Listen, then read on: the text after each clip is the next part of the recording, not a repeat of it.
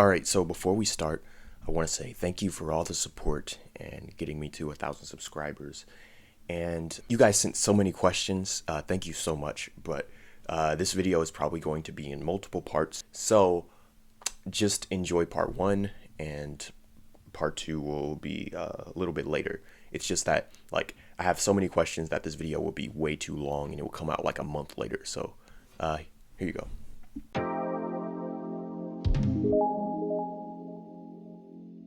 Hello and welcome to the 1,000 subscriber Q&A. Originally I was going to do something a little bit more elaborate for the 1,000 subscriber special, but I wasn't sure if it was something that would actually work out if we put it to practice. The idea was that I would have the subscribers help make a video. Basically, I would have one person or maybe even a group of people writing the script, and then another group of people getting to edit the video, and different people would be assigned to edit different portions of the video. And then I guess I would probably just record everything. But it's a really weird and elaborate idea, and I'm not even sure if it would actually work, because it's like it's a group project sort of thing, and you know how group projects are. So anyway, let's get on with the questions. Alright, so the first question is from Remox. It says, how long have you been intending to start a YouTube channel, and did you expect to get to this point? So I'd been wanting to make a YouTube channel since middle school, and originally what I wanted to do was those modded survival type videos on Minecraft where there was a whole storyline. That was the sort of thing I wanted to do. And I would maybe invite my cousin, or I'd find some friends to start the thing. But, it never actually, happened. But, I'm fine with that, And then I had this whole phase where I was, really into the MCU. And so I wanted to make, MCU theories about, all the Marvel characters and what they're going to do. I never actually made any videos about those. And then eventually, I kind of reached the video essay phase, the ones about movies and stuff. I specifically wanted to start watching a bunch of movies and then get really interested in films so that I could start, making video essays about movies and stuff. I didn't do it, obviously. So after that, I became really interested in meme and internet culture. And so I wanted to do things about internet culture and stuff that I like to read about and hear about online. And I wanted to cover that sort of stuff. And so that's when my first actual real video came out, and it was Internet Oddities, and it was about Sonichu. And I wanted to split them into two parts, part one with Sonichu and part two with Chris-chan. Things didn't pan out though, because, well, for one, around when I was working on the Sonichu video, everybody was making videos about Sonichu and Chris-chan. And I felt like all these people are low-key better than me.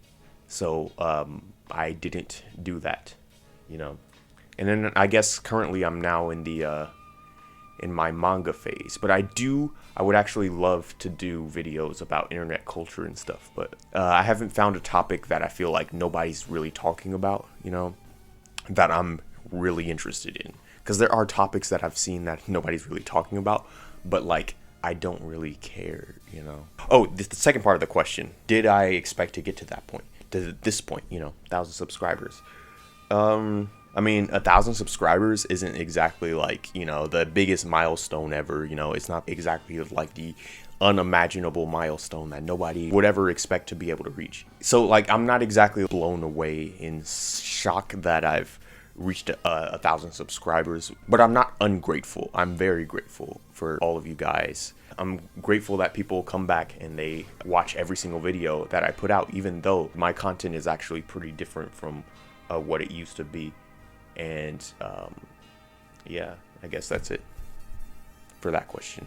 Let's move on. Second question is from Millennial Meows, and this channel is actually very underrated. He has about 200 something subscribers, and he makes really interesting video essays about gaming, futurism, and VR technology, that type of stuff.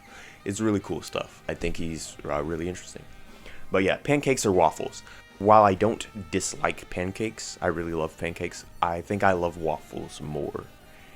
And I think it's just because waffles, they can be crispy, and I like crispy things. I like I like things that are crispy. For some reason, I can't think of anything. Oh, fries. Fries. I like French fries. They are very good. And, you know, pizza crust. Like pizza crust with actual, you know, seasoning and stuff on it. It's pretty nice, you know. The next one is from the Swordsman God, and it is, how's it going?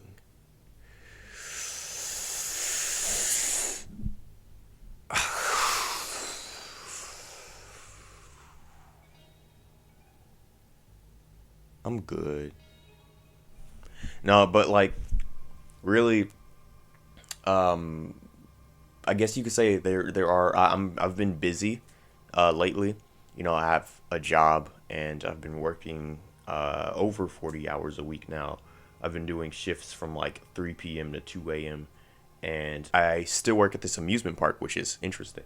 If you've been a fan of my channel for like a really long time, you would know I've actually been working at this amusement park, you know, seasonally, every year, ever since the beginning of my channel. My channel and my career, if you want to call it that, at the amusement park, are actually these sort of like these constants. And I'm pretty sure I actually started doing YouTube videos the same year. I was going to say I think I was doing YouTube videos on the same year as I started working at the amusement park, but that's actually not true. I think I started working at the amusement park the year before I started making YouTube videos. Or at the very least, it was before the year I made the Mad Dad video and the NPC video, and those were the videos that actually did pretty well, and I was like, I wanted to do it more. But yeah, I haven't actually answered the question. Yeah, I've been really busy. The amusement park, I've been working at this amusement park, and I'm the team lead, and I've been working very long shifts. And basically, I'm also preparing to move out of my parents' house, and like, it's a big, you know, step in life, you know, and I just got to get ready for that. And also on top of that, I got a car. It took a long time, but I got license plates on it, and now I'm just trying to get my license.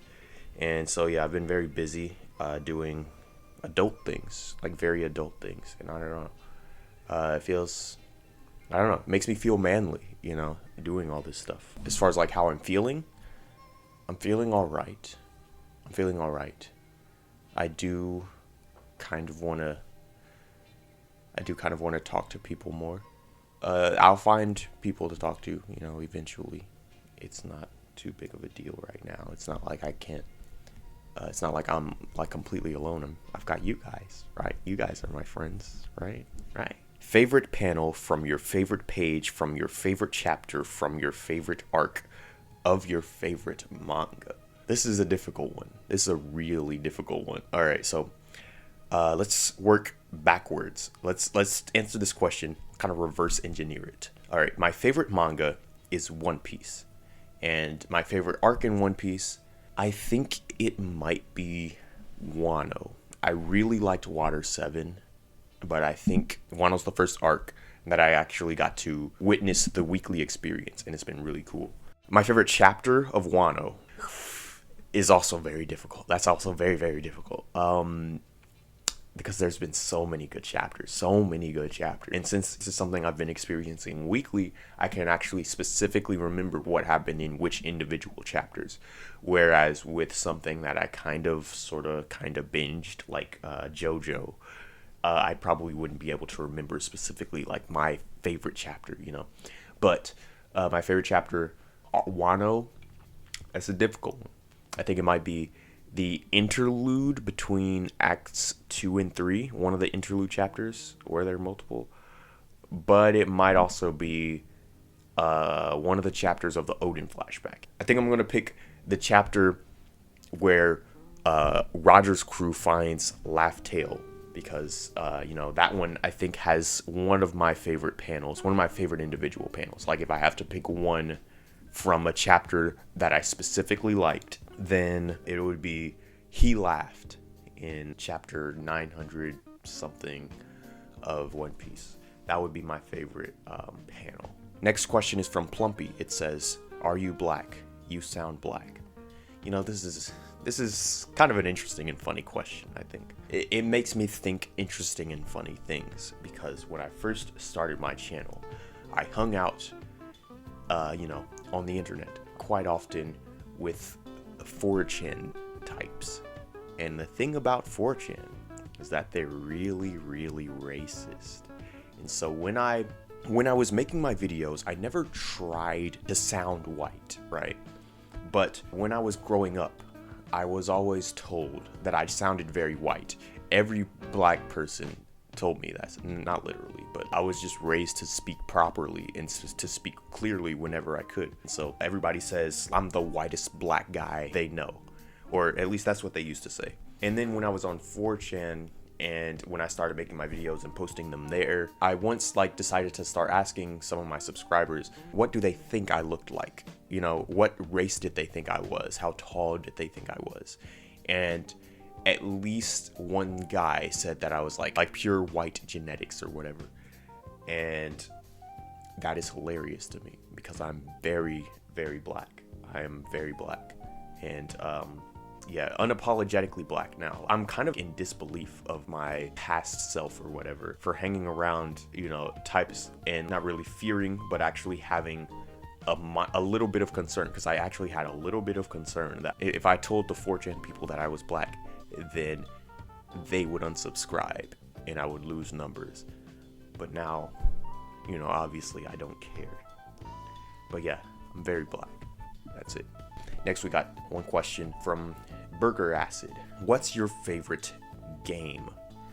My favorite game, I think, is Minecraft. I actually haven't been very much into video games at all in the last few years, but I think my favorite game of all time is Minecraft. I think Minecraft might actually literally be as close to perfect as we can get gaming wise. And you know, I was in middle school during the time where Minecraft was all the rage amongst middle schoolers, but I didn't have it at first. I was still obsessed with it just like everybody else, but I would have to ask people to borrow their phones or to come over to their houses and play on their computers and their Xboxes, you know, to play Minecraft. But eventually I actually did get Minecraft on you know, on PC, and then I got it on my PS3 because we didn't have a PS4 at the time. And I still love Minecraft, and the footage that you'll probably be seeing in the background whenever I don't feel like editing my little smiley face moving around will probably be Minecraft, because I really like it. You know, it's so relaxing. I was always one of those creative types who want a game where you can just do whatever you want, you know, and that's what Minecraft does. And it's not complicated once you actually learn the basics.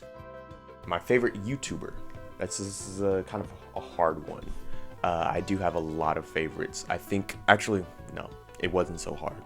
My favorite YouTuber might be Channel 5 with Andrew Callahan.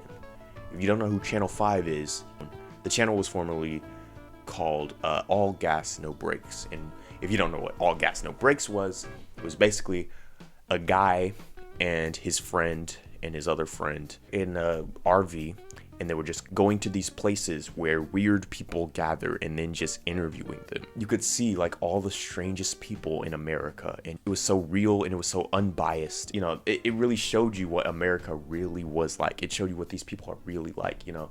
I might show some footage, you know. They went to a furry convention, they went to Burning Man, they went to an adult film convention. At one point, they actually went to Minnesota in summer of 2020 in the wake of George Floyd's death, you know. And they also went to Derek Chauvin's prosecution, where a bunch of people were also gathered, and he got to talk to them in this very unbiased way that no other news company was doing. He is so much better than every other actual large corporation of people. It's so genuine. Everything in the channel is so genuine. You know, all these people, all their statements, everything they say, it's all just real. It's so real, and there's no agenda. You know, it shows you what people think, and that's what journalism is really about. I think Andrew Callahan might be the last real journalist on earth. I've actually kind of wanted to do what he does, but I don't want to be a copycat, you know. I also am a really big fan of Implement. I'm not a really big fan of Implement, but I'm subscribed to his videos and I like what he does now. But it's not like I know all of his lore. It's not like I've seen all of his podcasts. I just watch his videos. I guess I'm more of a casual watcher, but he always makes videos about things you wouldn't have expected to be interesting and then makes you fully invested in it. Now, I've never cared about NASCAR until Implement Implement's video about Dale Earnhardt made me care about NASCAR. And now, I mean, I'm not obsessed with NASCAR, but like, I have this little fantasy where, you know, I am a NASCAR driver, and like apparently a lot of NASCAR fans are racist. So like, what if I was like a NASCAR driver as a black guy, and like I was like the best guy, and I was like beating all the records so easily? Everyone would hate me, but like you wouldn't be able to deny that I'm the best, you know? It's this energy that I've always wanted to have, you know? But anyway, I'm also a fan of Solar Sands. Similarly, he does videos about things you wouldn't have expected to be interested in, but he mostly does like art related things. So it's really cool. Like he teaches you about like art history and interesting projects and stuff. One of my favorite videos from him might be either the Thalassophobia video or the liminal spaces video. I think it might be the liminal spaces video, because I was really obsessed with liminal spaces even before, and I've even tried to go to places in my amusement park and try to take pictures to make them look like liminal spaces. I don't know if they work. You know, you can judge for yourself and see if these look like liminal spaces to you, you know. But yeah, Solar Sands, Implement, and Channel 5 with Andrew Callahan. I think that's my big three. No Hacks asks, what video have you had the most fun making? That's kind of difficult. As far as the actual editing goes, I would say probably the perfect One Piece fighting game video, because that was the first video I ever made when actually switching from freaking iMovie on my school laptop to Wondershare Filmora. So it was cool to like kind of mess around with all the new tools and toys and stuff to edit with. But nowadays, Filmora is kind of a bitch now. So like, I basically have to fight the software and just to like make it do what I want. And the thing is, like, Filmora got hands. I think it might be just because I have way too much stuff on my computer. It's always like crashing and lagging, all these small things that kind of hinder part of my editing process. Other than that, it's actually a really good software. Another favorite video of mine is the JoJo plot holes video, because for one thing, I just had a lot of fun writing in all the very real and true plot holes in the series, and they were all plot holes that nobody had ever been able to point out before. Another thing about that is that I actually had a bunch of like really small Easter eggs that you probably wouldn't be able to get. Like for instance, when I talked about each part of JoJo, I did like a little transition thing with Yu Yu Hakusho music. And so basically, part 1 is the first ending theme, part 2 is the second, part 3 is the third, and so on. And then at part 7, you know, since there's a new universe, I used Hunter x Hunter music in part 7 and 8. I don't know if anybody actually got that though. And then there's another like secret message, super ultra mega secret. You would probably have to watch it like 3 or 4 more times in order to really get it. Not many people seem to have figured it out. Oh yeah, also the furry video, but also kind of not really. I don't know, a lot of unpleasant things that I saw going undercover and like seeing the different furry Discord servers. So it was fun, but it also kind of wasn't sometimes. So how's work going? Made friends with the colleges? So at first when I read this question, I thought made friends with the colleges meant like, did I make friends in college? Am I making friends in college, but I'm not in college? And I was gonna make a whole bit about that, but no. I think he means colleagues. I would say yeah, but like at the same time recently, I've been kind of screwing up a lot at work. I'm a team lead in my department, and department is called Park Services, and it basically, what we do is we keep the park clean. And so I've been kind of messing up with some of the things I've been doing, and I kind of have developed these feelings of imposter syndrome. And I'm kind of just wondering, if I mess up too many times, am I going to get demoted or anything like that? And I low-key think that some of my colleagues think that maybe I'm not actually qualified for the job. And every time I try to like fix a mistake, like I end up making another one. And so I'm just gonna do my best, I guess, and then, you know, try not to slip up. And we'll see how it goes. I mean, I think I'm like fairly well liked there. I'm not exactly like the most popular guy, but I'm not exactly like the guy everybody groans when they meet. So yeah, I do think I have made friends with colleagues, you know. There's a couple of people that I'm really close with. Can you show my manga I made as a shout out? This person has a manga that they're working on. And I don't think any chapters have actually been published, but you can actually see her sketches and stuff on her TikTok. I'll put the username in the description, so if you want to see it, you can go there. The next one, it asks, I wanted to ask how your friend is doing now. You mentioned a while ago that he was forced to be homeless. What is his and his daughter's situation now?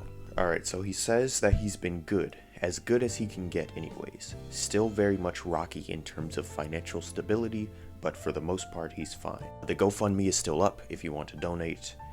And yeah, that's it for that question. And I think that'll be where I'll cut it off for part 1. Part 2 will be out really soon. I'm still editing it, so I'm not entirely sure exactly when. But yeah, thanks for watching. Oh yeah, and thanks once again for 1,000 subscribers.